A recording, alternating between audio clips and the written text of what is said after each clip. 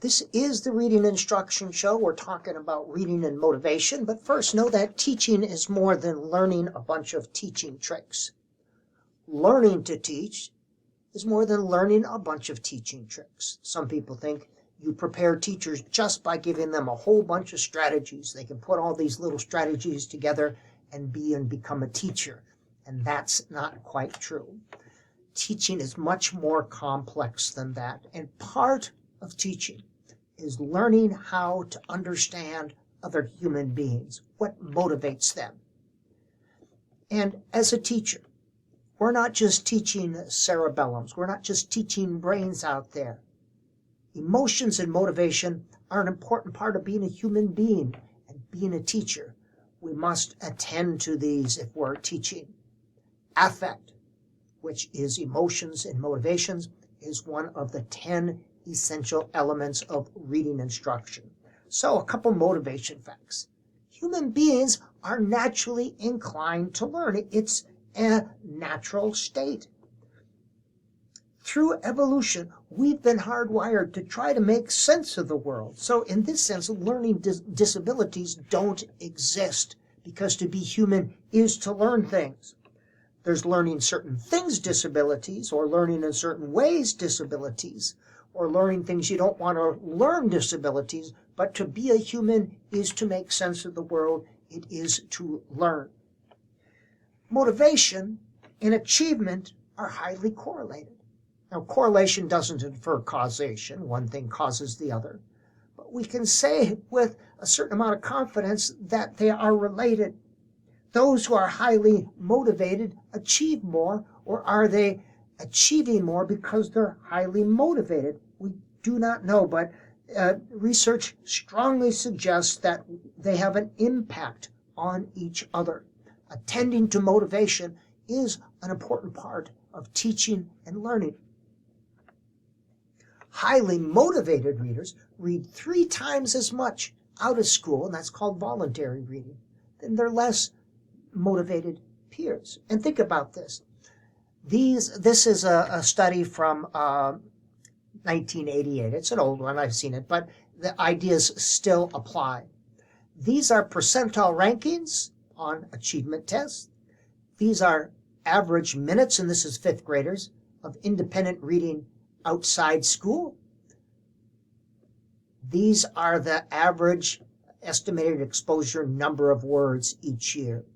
You can see as the number of minutes increases, so does achievement. Now, do motivated readers read more because we don't know, but they are linked together. Being a motivated reader who wants to read is an important thing. As well, motivation is highly related to positive attitude and persistent.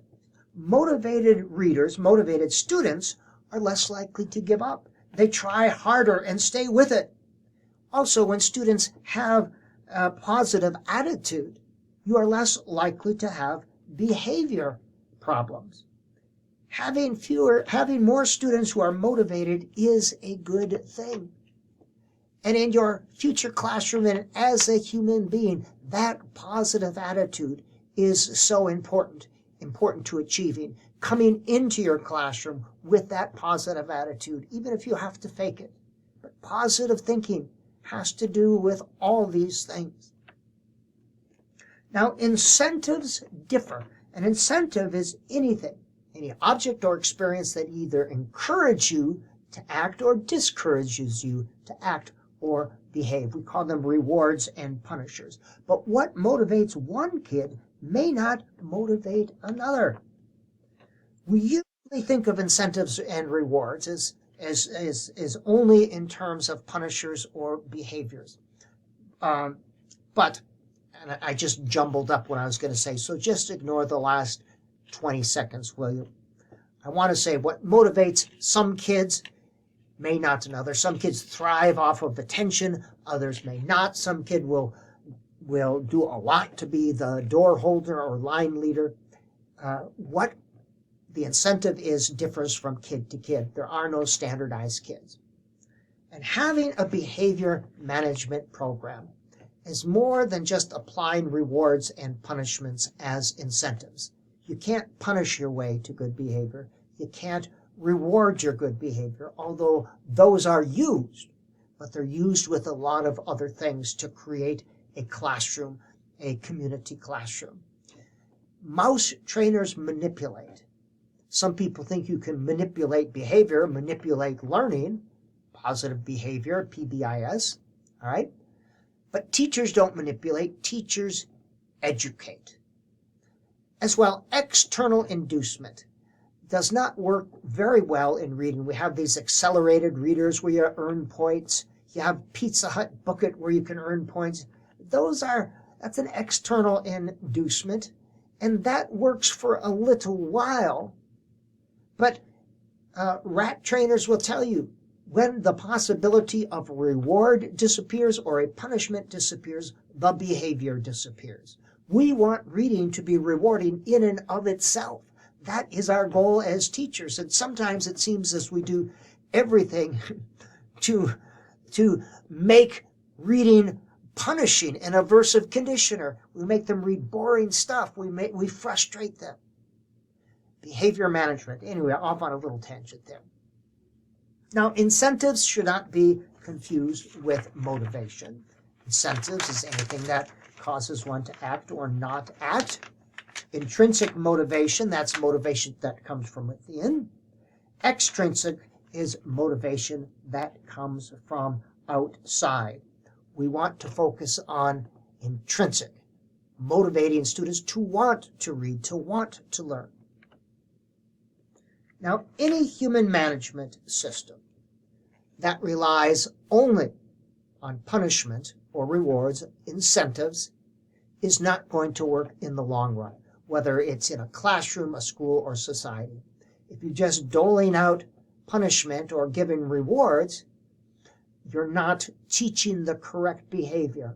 You're manipulating, you're not teaching. So part of a management program is to teach students how to manage their own behaviors, their own emotions. You're teaching the correct behaviors. This is B.F. Skinner's kid in a Skinner box. I'm not kidding you. Skinner box, you press a pellet, you see a light, you get a little, you press a bar, when you see the light, you get a little pellet, or else you get an electric shock. They trained mice to do all sorts of things with that. Now, we have to remember that our school goals are for students to learn and achieve. That's our goals for the students. However, their goals are often different than school goals. Their goals are different. What is motivating for that student? What does that student want to do? Well, we want them to learn and score high on these tests. Sadly, we have to call learning scoring high on tests these days. That's not their goal. Their goal, what is their goal? Every human being is motivated by four things. Their goal is to be loved and cared for. Their goal is to have friends to play with or talk to. Their goal is to be successful or competent at something. Their goal is to have fun. That's their goal. That's their goal in school, not our stinking goals. They just do that. But if we can align our learning with their natural inclination, that soon becomes their goals. Start watching kids on the playground, by the way. This is where you learn about teaching and about reading, these natural inclinations. Natural inclinations. Every human wants to be loved and cared for. This is my college student, no matter what age level they are. If your students are motivated to learn, they're going to learn more and learn more deeply. So a trick for teachers of reading, those skills that are kind of boring and lame that you have to teach, and they give you a worksheet and it just doesn't sound very fun and your kids don't want to do it. The goal is to align that skill with something they want to do. Align the teaching of the short E sound with something they want to do. This is why play-based learning is so important. Now, not everything has to be fun. Not everything has to be super motivated. But some things do have to be motivated. Think about what students' natural inclinations are to do. They want to talk. They want to be silly. Students want to be silly. How can you align literacy with being silly or getting attention. Maybe they could write their own comedy skits. That's using literacy for real purposes. Maybe they want to find out about cars. Maybe you can get some reading material related to cars. That's a thought. Maybe you could create a skills lesson on the Shorty related to something students are interested in. That's how you align learning with their natural inclination. So as teachers of reading and teachers of anything, our first step is to try to understand students' natural inclination. What do they naturally want to do? What are they naturally interested in? Then design learning experiences around these activities, or design activities and academic assignments based on students' interests. Now, we don't have to abandon our academic goals. We don't have to abandon the standards that are assigned to us. We don't have to abandon the scope and sequence chart. We just have to link those things with students' natural inclinations. Find the activities and assignments and design them around students' natural inclination. That's what makes teaching interesting and fun when we do this. And lastly, choice is a powerful motivator. When students have choices of books to read, or choices of topics to write about, or choices of ways to present their writing. Now, there's a continuum of choices. Traditionally, no choice ever. That's control. Chaos is total choice all the time. That's not good. But within this, there are different levels of choice. Choice could be a choice within 5 choices. You have 5 choices. What book would you like to read? Or total choice. Basic law of the universe. No one's interested in reading stuff that they're not interested in. So part of motivation is we must have a variety of interesting reading material at variety of levels, all levels. And it can be books, yeah, but think about manuals or brochures, anything to get students reading. Reading volume is important. Teacher's number 1 job is to help children fall in love with books. Number 2 job is not to frustrate or humiliate children.